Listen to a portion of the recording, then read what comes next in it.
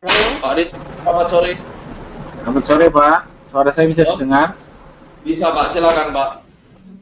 Ya, terima kasih Pak Gema. Saya baru mau mulai untuk trading ini. Saya ada beberapa Oke. pertanyaan Pak. Ya.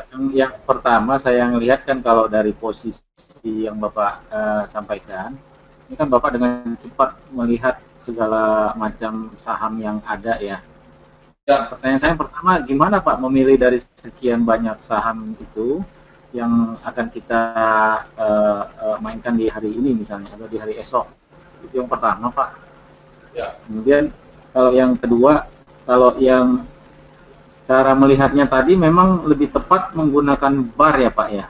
Dan timelinenya itu apakah weekly atau daily yang lebih akurat? Oke, ini pertanyaannya bagus ya. Satu, saham apa, dan terus kemudian yang kedua, ini bagaimana memilih saham ya. Terus kedua tadi apa Pak? Kedua ini kalau kita melihat trennya itu Pak lebih tepat menggunakan daily atau weekly. Tadi ada bars atau candle mungkin ya. Ya. Terus ketiga, daily or weekly. Oke Pak, saya jelaskan dulu ya.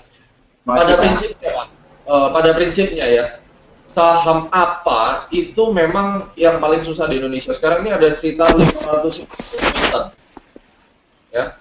Tapi yang layak untuk diperdagangkan itu sekitar 15 sampai 20 saja. Sisanya nggak layak. Kenapa tidak layak? Karena di Indonesia ini pasar yang tidak efisien, di mana artinya pasar tidak efisien itu kondisi perusahaannya itu tidak tercermin langsung di dalam pergerakan arah harganya. Jadi itu ada di teori efficient market hypothesis namanya.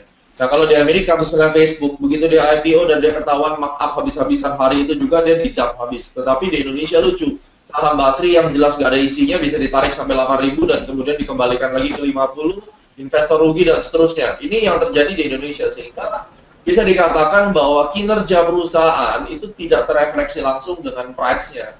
Nah, di sini yang kita perhatikan ini agak mengerikan begini. Kalau ini saja, ini kita bisa filter dengan grafik.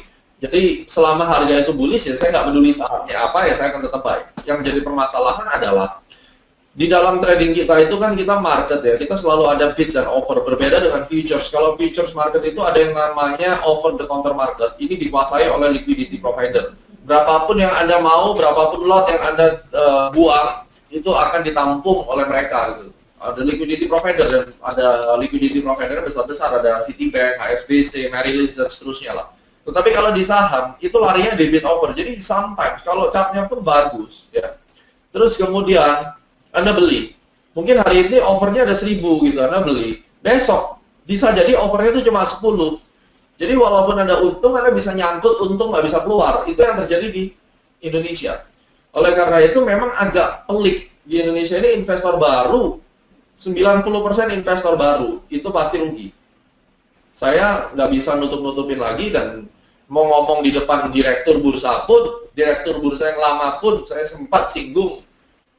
Saya sempat sampaikan kepada dia, kalau tidak edukasi benar-benar, itu yang namanya investor semua akan kapok karena pasti rugi. Konsep pasar modal kan sudah jelas.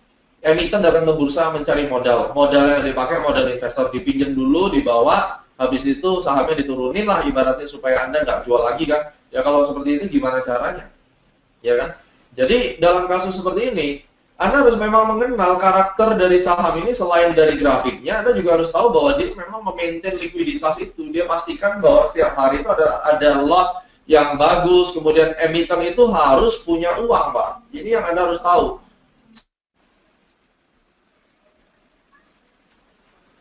50 sampai 100 miliar, saham itu pasti turun.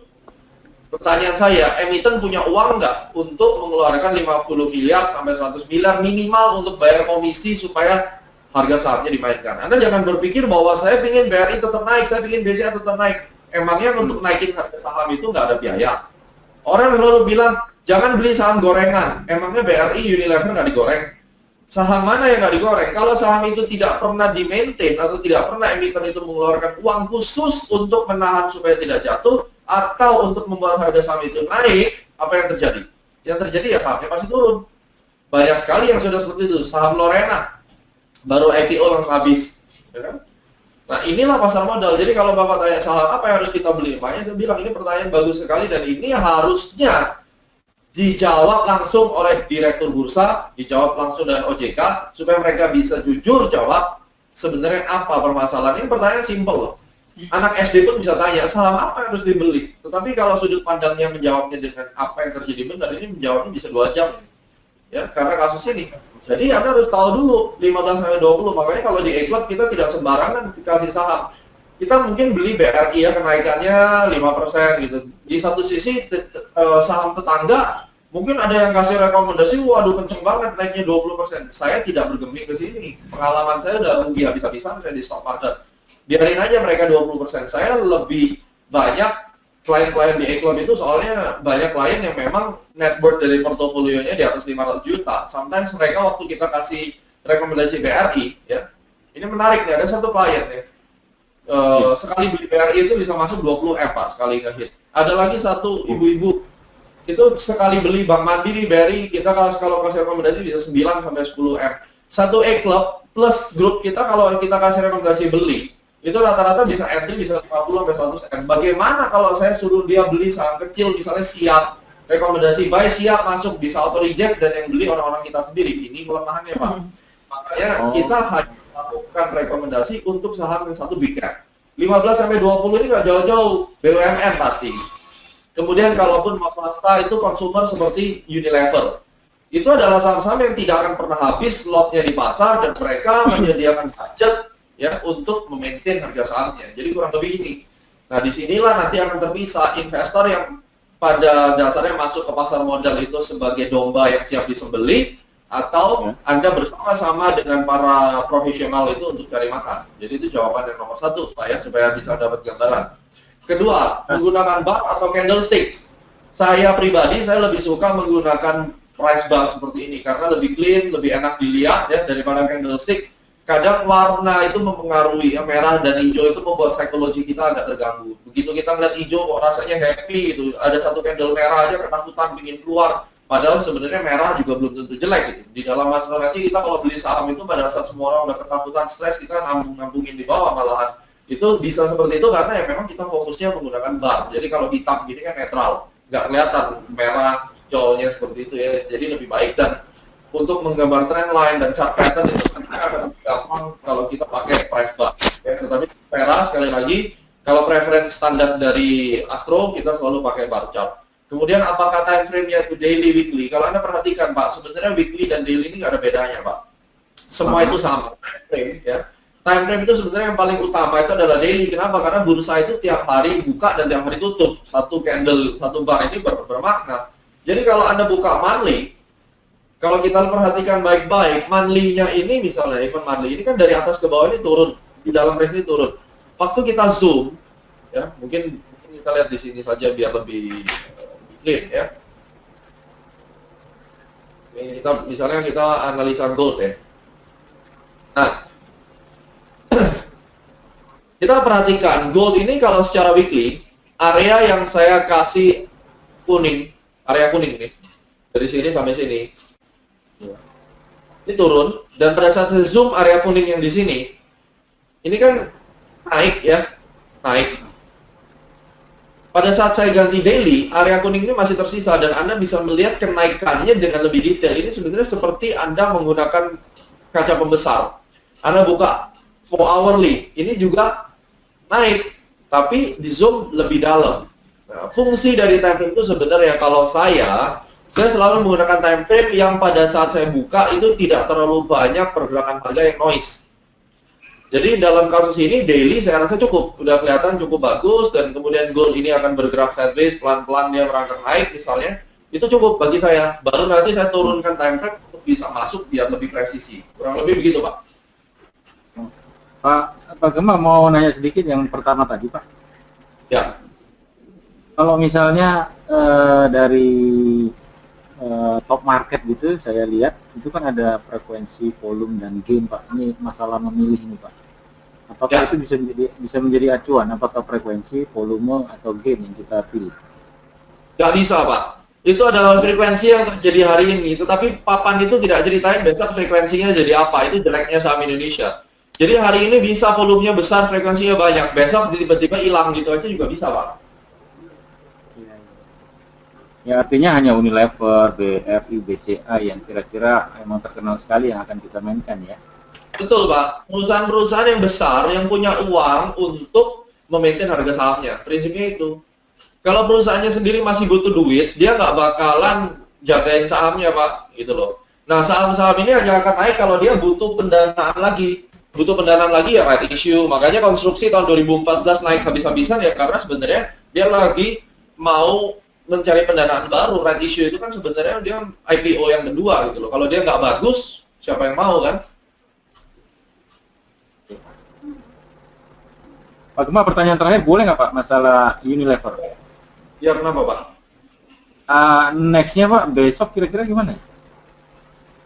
Kita sih masih pegang Unilever ya. Kalau dari penjelasan yang saya ajarkan tadi, kira-kira kalau Bapak lihat ini mau kemana? Unilever dia akan naik ini Pak. Kenapa naik? Karena udah posisi, akan turun ya. Ya, turun atau naik? Bingung nih sekarang. Tadi kan udah saya jelasin tuh. Cara scanningnya gimana yang pertama? Kalau dilihat dari yang paling bawah itu, dia kan menuju ke atas Pak, garisnya ke atas. Ya. Terus? Nah, kemudian dia kan nggak bisa turun lagi ke bawah, tertahan di tengah-tengah itu Pak. Ya, terus? Kemudian dia kan naik, tapi naiknya kan posisinya sudah hampir mencapai sama dengan yang sebelahnya ya. Ya, habis itu?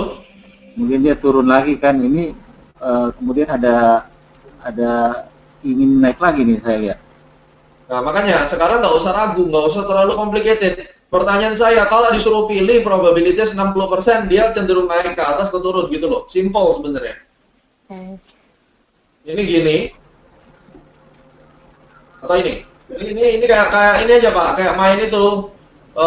Anda gegana memotong kabel aja, merah atau biru gitu loh. Merah kayaknya Pak. Ya udah selesai, berarti mau naik. Udah kan? Betul. Ya nggak ada yang pernah tahu, tetapi kan kita harus milih gitu loh. Kalau kita nggak bisa milih sampai sekarang, terus mau ngapain kita trading? Arahnya aja kita nggak tahu dan tidak berani milih, cilakanya kan di situ. Cuma persoalannya Kan satu Pak Gurman. Saya lihat di osilator itu kenapa dia turun ya? Nah, oscillator itu kan tidak memperlihatkan arah, makanya saya bilang untuk pemula mendingan nggak usah pasang oscillator, belajar price actionnya. Oscillator nggak ceritakan tentang bull atau bear, ingat itu. Dan itu rata-rata analis di Indonesia salah semua karena mereka tidak mau belajar baik-baik. Karena saya ngelihat dia ada perpotongan Pak di osilator, berarti udah tidak menjadi acuan lagi ya. Perpotongan itu bisa golden cross, bisa dead cross. Perhatikan sendiri berapa banyak golden cross tapi turun, berapa banyak dead cross tapi naik. Itu semua jawabannya ada di bukunya Martin Brink. Kalau mau rajin baca sebenarnya. Paham ya? Pak Gemma, terima kasih Pak. Oke, thank you. Semoga bisa menambah wawasan dan bisa menjadikan Bapak lebih baik ya di dalam pemahamannya. Pak, amin. Oke, Pak Santono silakan Pak. Sore Pak Gemma. Ya, Pak, tolong ulang reviewnya Euro USD Pak, trennya Pak. menurut Bapak gimana? Kalau saya bilang masih berusaha bull ya Pak ya. Alasannya? Alasannya itu kan itu Pak, sudah HT 3 kali Pak dia. Ya, oke. Terus? Ya HT 3 kali, kemudian tadi sempat transisi H4 tapi memang terkoreksi lagi ya.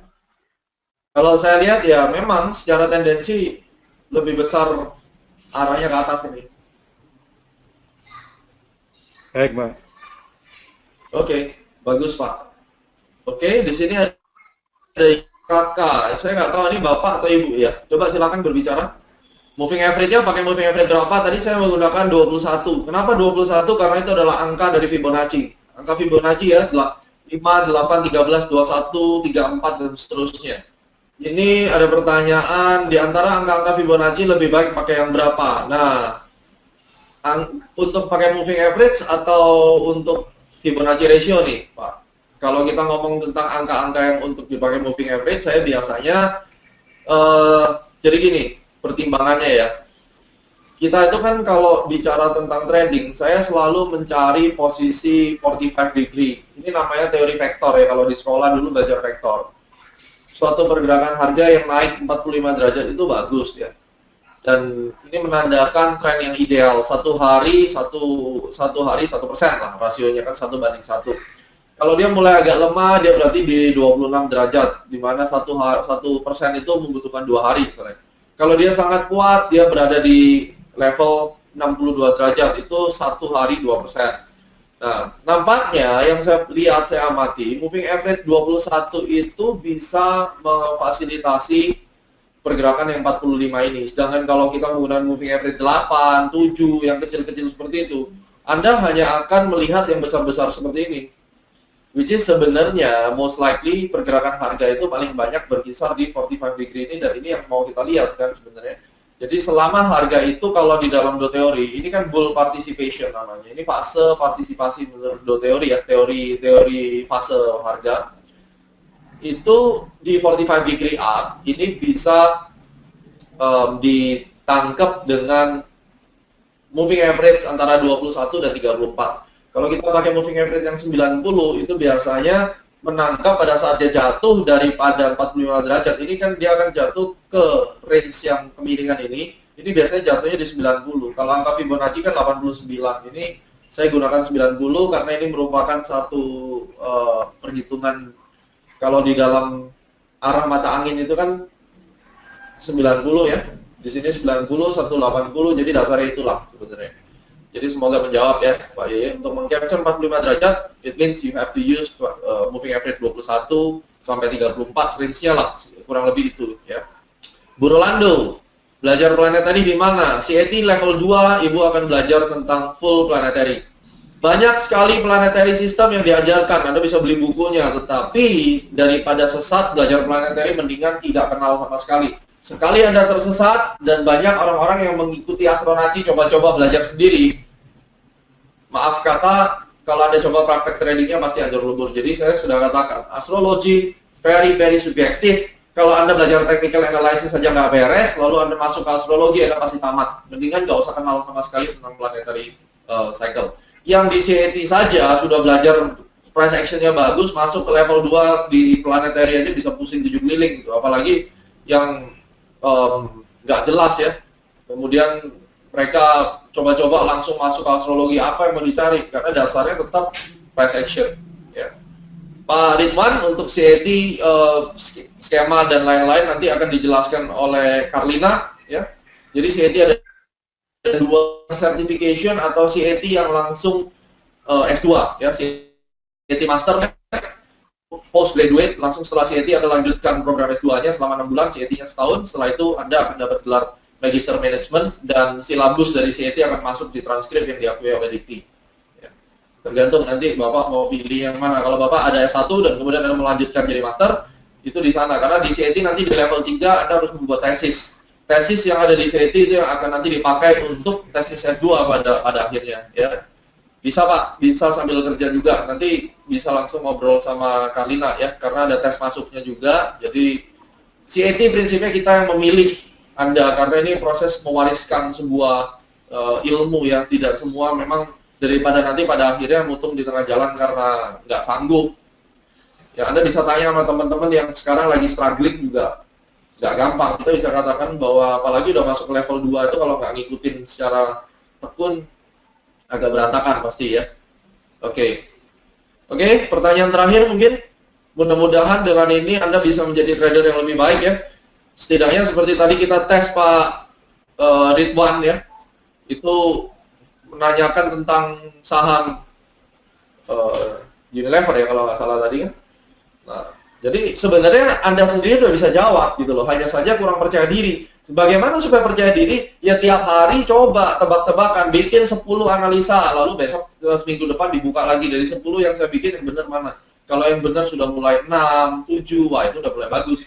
Berarti tinggal nanti belajar entry-nya bagaimana. Entry-nya sudah bisa, belajar time-nya bagaimana. ya, maka lengkaplah sudah. Kemudian tinggal Anda melatih fitness dari mental itu, ya, menguatkan kemampuan psikologi menahan rugi, menahan untung hari demi hari. Karena yang masalah ini sebenarnya bukan orang takut rugi. Kenyataan yang saya hadapi sebenarnya orang-orang ini takut untung. Rugi itu nggak ada yang pernah takut. Terbukti kalau rugi semakin besar nggak pernah di-cut, semakin ditahan. Tapi untung, baru untung dikit udah diambil, ya. Prinsipnya gitu. Kadang saya pun demikian gitu loh. Makanya manusia ini bukan takut rugi, dia itu takut untung. Ya, Anda harus belajar gimana caranya untung nggak takut, rugi juga nggak takut. Ya. So, Pak Rifki, masalah CAT nanti payment terms bagaimana itu nanti akan dijelaskan oleh Lina, maka nanti saya akan berikan kontak Bapak untuk di follow up teman-teman dari CAT Institute, ya. Oke, thank you very much semuanya, sukses selalu dan sampai berjumpa lagi di Red Club webinar yang lainnya. Semoga bisa bermanfaat dan rekaman bisa langsung nanti Anda dapatkan di email masing-masing. Selamat sore, sukses selalu untuk trading Anda.